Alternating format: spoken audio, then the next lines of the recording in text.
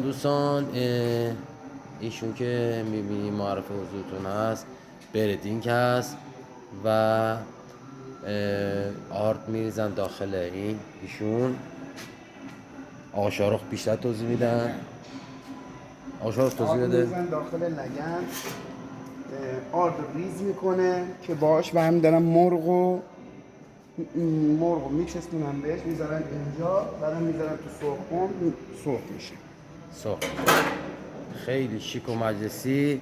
ایشون هم که میبینی اون ورشه موتورشه. اون موتور لگن برای چی زیرشه؟ آشغالای درشت رو میریزن. خب بچه این لگن هم که میبینین این زیر هست معرف حضورتونه، آشغالای درشت رو میریزه. درسته؟ ایشون چی؟ ایشون هم که آردای ریز دیگه. آردای ریز هم که میاد داخل این از پایین و نمای کلی کارم بهتون نشون بدم. اینم از زاویه بغل، اینم پشت کار. یه نمای کلی هم نشون بدم. اینم نمای کلی.